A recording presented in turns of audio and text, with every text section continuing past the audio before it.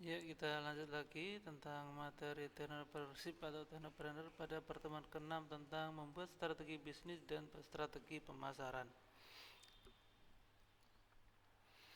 Nah, di dalam strategi ya kita awali dulu dengan strategi adalah seni dan pengetahuan di dalam merumuskan, mengimplementasi, mengevaluasi ya keputusan-keputusan yang membuat organisasi mampu mencapai tujuannya. Jadi untuk mencapai tujuan itu harus memiliki strategi. Nah, perumusan strategi ya. Kalau tadi sebelumnya kita membahas bahwa strategi itu harus dirumuskan, implementasi dan evaluasi. Yang pertama adalah strategi. Kalau sebelumnya sudah dijelaskan tentang menceritakan perusahaan, company profile dalam business plan, itu pertama adalah mengembangkan visi dan misi. Nah, sebagai contoh saja, misalnya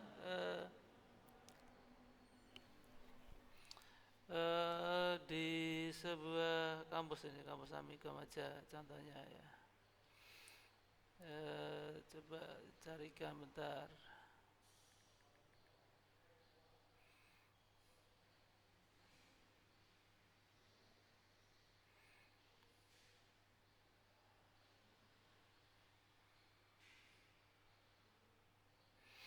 Nah, di sini contohnya, contoh visi menjadi pusat penyelenggara pendidikan tinggi yang menghasilkan lulusan dalam bidang bisnis digital yang profesional. Ini adalah visi dari program studi bisnis digital.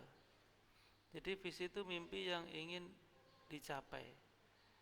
Ya, menjadi pusat penyelenggara. Ya, menjadi program studi unggulan. Ya, menjadi bisnis yang terpercaya dan sebagainya. Jadi visi itu kalimat intinya tuh ada pusat, unggulan, nomor satu, terbaik dan sebagainya. Nah, misi itu adalah apa yang kita lakukan untuk mencapai visi. Kalau di bisnis digital itu menyelenggarakan pendidikan tinggi, menghasilkan lulusan yang kompetitif, yang kompeten dalam bidang akademik, dalam bidang bisnis digital sesuai kebutuhan masyarakat. Ya, menyelenggarakan penelitian untuk mengembangkan ilmu pengetahuan dalam berhubungan ilmu bisnis digital, menyelenggarakan kegiatan pengabdian kepada masyarakat untuk menyebarkan ilmu pengetahuan bisnis digital di lingkungan pendidikan, bisnis dan masyarakat. Jadi di sini sebuah organisasi yang ingin maju berkembang menjadi besar itu tentunya adalah memiliki visi dan misi. Kemudian identifikasi peluang ancaman eksternal. Jadi dalam bisnis tentunya ada peluang dan juga ancaman. Sumbernya dari luar. Jadi kalau dalam analisis perumusan strategi, kita perlu mempertimbangkan faktor luar itu berupa peluang dan ancaman. Lalu faktor internalnya apa?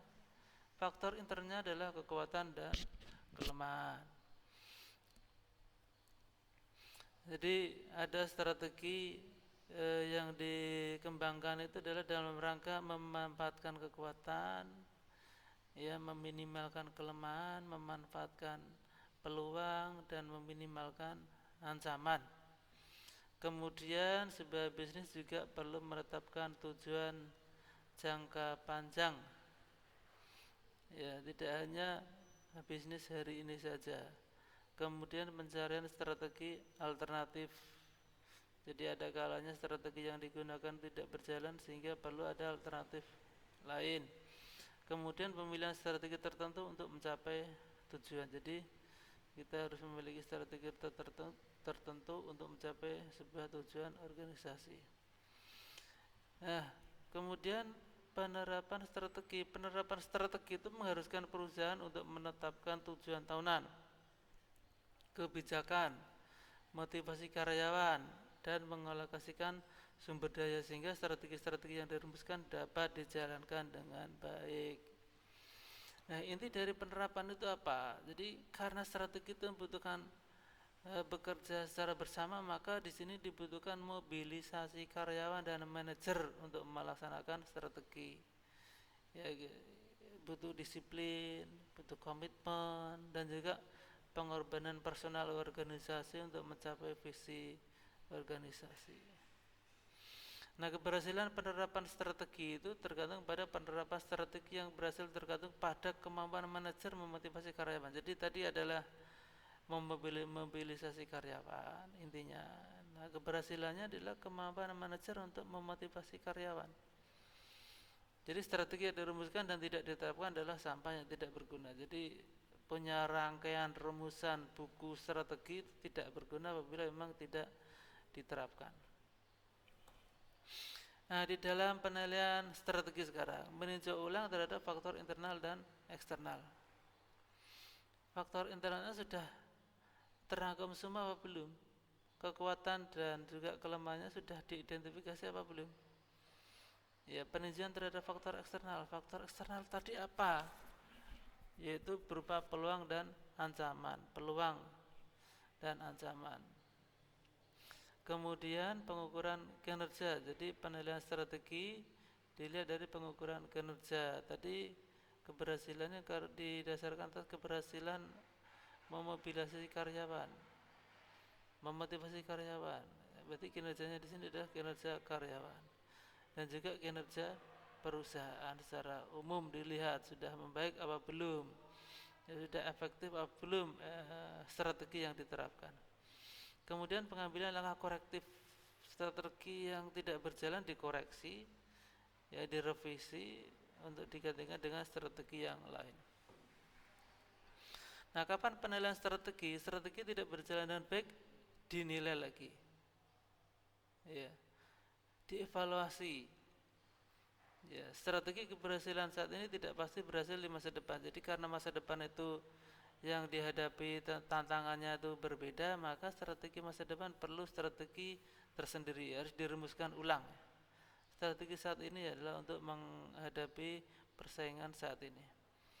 Kemudian keberhasilan senantiasa menciptakan persoalan baru. Jadi jangan dikira kalau sudah berhasil tidak ada masalah baru. Ya, persoalan baru tersebut juga harus diselesaikan. Kemudian organisasi yang mudah berpuas diri akan mengalami kegagalan. Akhirnya di sini diharapkan apa? Harapannya kalau kita punya organisasi itu kita tidak segera berpuas diri, tetap saja melakukan pengembangan organisasi agar tetap kompetitif, punya daya saing. Nah, yang menyusun strategi itu siapa?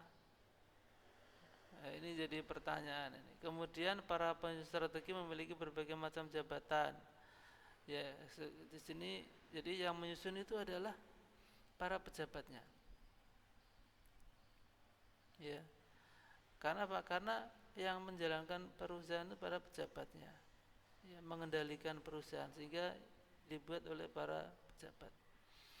Nah, syarat penyusunan strategi adalah pemimpin yang adaptif sehingga perusahaan juga bisa beradaptasi. Jadi kalau pemimpin itu mudah beradaptasi, maka ya tentunya organisasi juga mudah beradaptasi.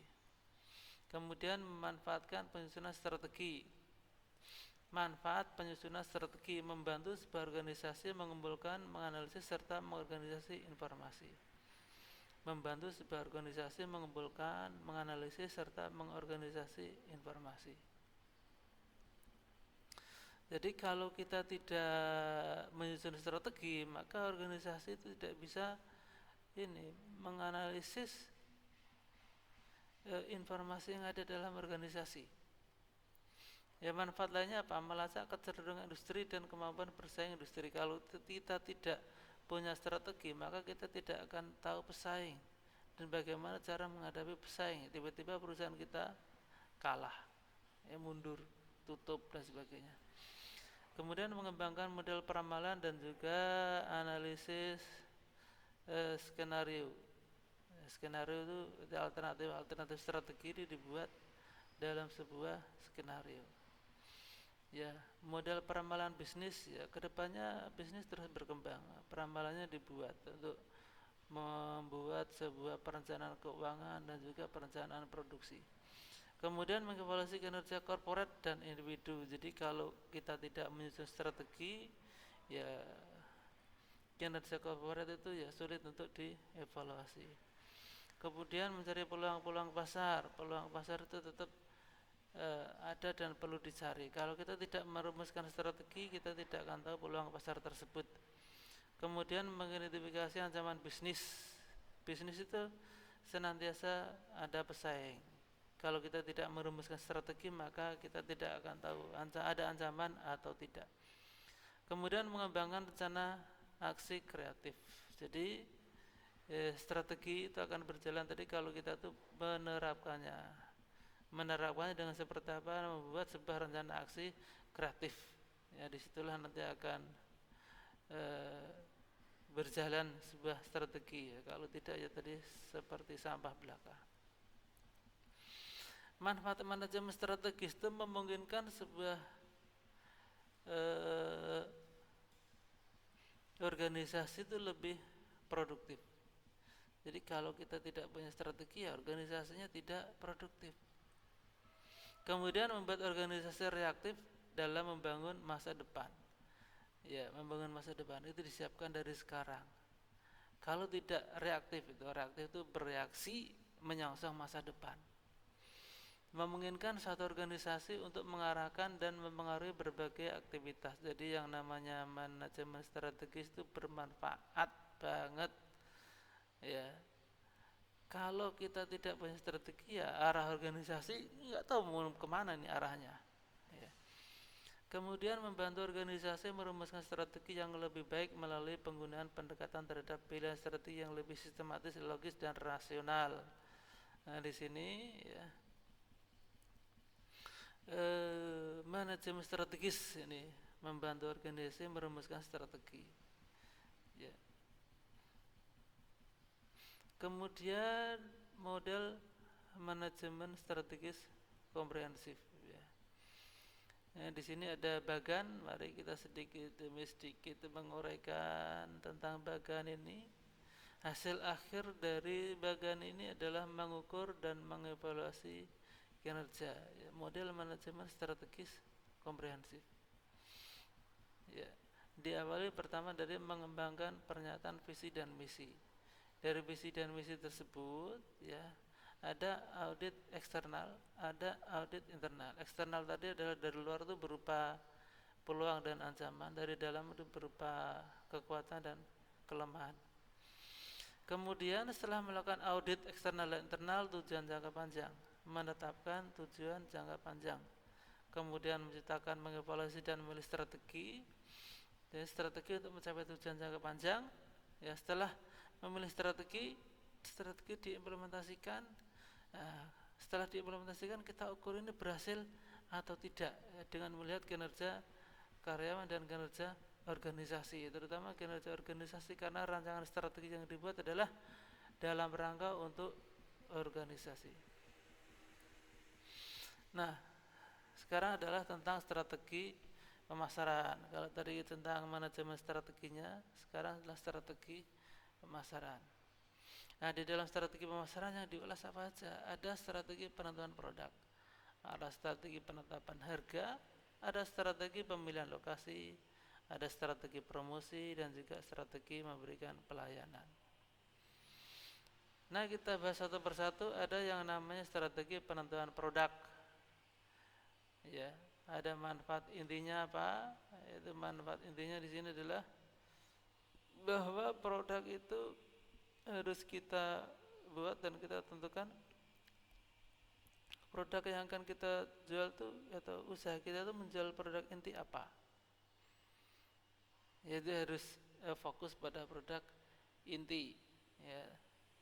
Seperti Indofood yang dijual adalah produk makanan.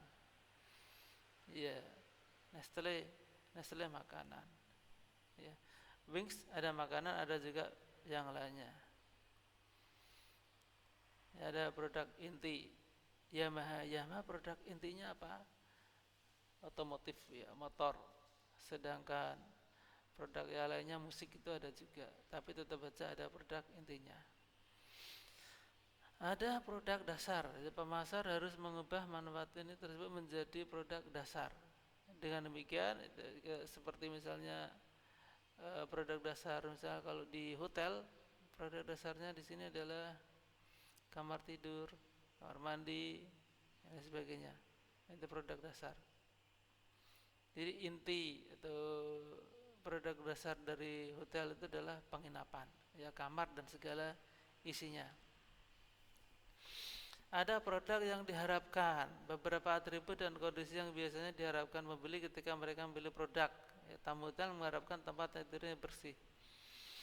Jadi produk intinya tadi adalah kamar. Ya, harapannya kamarnya itu bersih dan fasilitas yang lain juga bersih. Kemudian ada produk yang ditingkatkan atau metode produk. Pemasar menyiapkan produk yang melampaui harapan pelanggan. Di negara-negara yang sudah berkembang, persaingan dan penentuan posisi merek berlangsung pada tingkat ini. Akan tetapi di negara-negara yang sedang berkembang dan pasar sedang naik, seperti China dan India, kebanyakan persaingan berlangsung pada tingkat produk yang diharapkan. Nah, beberapa yang harus diperhatikan mengenai strategi peningkatan produk adalah setiap peningkatan menimbulkan biaya. Kemudian manfaat yang diinginkan akan segera menjadi manfaat yang diharapkan. Pada saat perusahaan menaikkan harga untuk produk yang telah mereka tingkatkan, sebagian pesaing menawarkan jenis produk yang telah dipreteli dengan harga yang jauh lebih rendah. Jadi pertama produk inti, kalau hotel produk intinya adalah melayani orang beristirahat atau tidur. Produk dasarnya dengan menyediakan kamar, produk yang diharapkan atau expectednya adalah kamar yang bersih dan fasilitas yang bersih.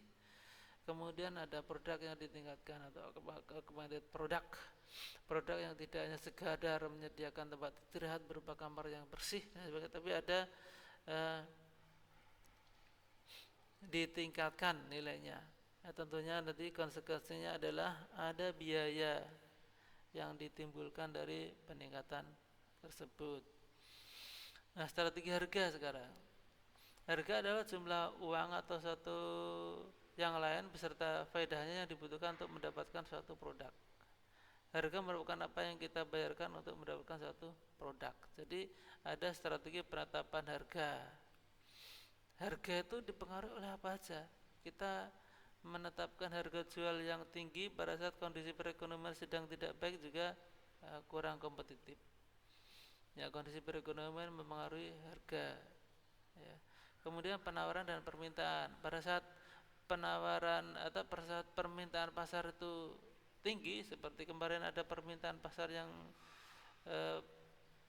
besar, pasar sepeda harganya meningkat. Ya. Elastisitas permintaan juga mempengaruhi harga barang, harga permintaan. Jadi kalau permintaan berubah sedikit, harga juga berubah. Permintaan naik, harga naik. Permintaan turun, harga turun. Ya, persaingan juga ditentukan, harga juga ditentukan oleh persaingan. Ya, persaingan banyak, ya, persaingan sempurna, harganya kompetitif. Ya, kalau tidak ada persaingan, harga bisa mahal. Kemudian ditentukan oleh biaya. Kalau biaya produksinya mahal, ya harga produknya tentunya lebih mahal. Ya, kemudian ada tujuan manajer. Ya, manajer di sini menentukan harga. Manajer ingin mencapai sebuah target, maka ditentukan harga oleh manajer. Ada pengawasan pemerintah juga mempengaruhi harga. Pemerintah tidak ingin harga-harga yang dijual di pasar di Indonesia misalnya harga terlalu mahal, sehingga ada pengawasan pemerintah untuk menentukan harga. Nah, harga penetapan tujuan harga, tujuan penetapan harga itu apa? Pertama adalah meningkatkan penjualan. Harga tinggi atau rendah tujuannya adalah untuk penjualan. Kemudian mempertahankan dan memperbaiki pangsa pasar. Ya, harga tinggi mungkin penjualannya rendah. Kalau harga diturunkan, penjualannya meningkat, pangsa pasarnya dah meningkat. Penetapan harga juga tujuan untuk stabilisasi harga. Jadi perusahaan tahu kapan harga dinaikkan dan harga dibuat stabil itu kapan. Kemudian juga mencapai target pengembalian investasi. Jadi investasi ini mau kembali berapa tahun pada tingkat harga tertentu, maka investasi akan kembali sekian tahun misalnya. Kemudian mencapai laba maksimum. Jadi kalau ingin mendapatkan laba yang maksimum tentunya adalah dengan mengatur strategi harga. Nah, metode penetapan harganya seperti apa? Jadi kalau kita punya harga 1000, kemudian di markup 500 menjadi 1500, itu adalah harga jualnya. Markup itu adalah nilai keuntungan yang ingin didapatkan. Kemudian strategi pemilihan lokasi. Kita memilih lokasi tentunya tidak sembarangan ya bisnis ini, karena kita perlu memperhitungkan kepadatan penduduk yang banyak, maka menginginkan di situ banyak konsumen. Pendapatan masyarakat yang tinggi, pendapatan masyarakat yang tinggi yang memungkinkan di situ ada banyak transaksi. Kemudian keramaian lalu lintas, ya, dipilih di jalan protokol, di jalan utama, di sana banyak lalu lintas. Kalau banyak lalu lintas otomatis akan berpotensi mendatangkan banyak pembeli dan mudah dikenali. Usaha lain yang mendukung usaha kita. Jadi kalau kita mendirikan misalnya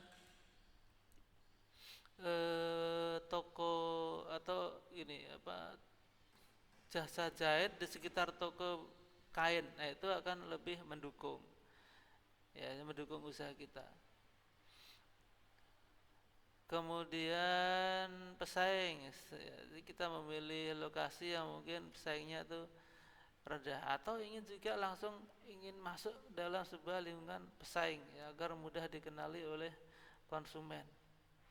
Kemudian juga akses menuju lokasi, ya dipilih lokasi-lokasi yang mudah diakses. Strategi promosi bisa melalui sosial media. Saat ini banyak dilakukan baik melalui Facebook, Instagram, WhatsApp, ya Twitter, ya. Website dan kata kunci buat website. Jadi kalau memiliki web, maka web itu dibuat kata-kata yang dipakai dengan kata-kata kunci, agar kata-kata kunci itu mengangkat web kita ketika dicari di Google, pencarian mesin di Google ya. Marketplace, ada marketplace lokal di Facebook itu mengangkat produk-produk lokal. Ada marketplace di Bukalapak dan lain sebagainya.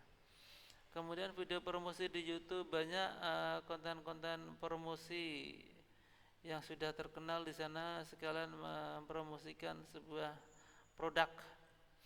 Ya, strategi promosi melalui endorsement tokoh publik, ya artis, itu menjadi endorse dari sebuah produk.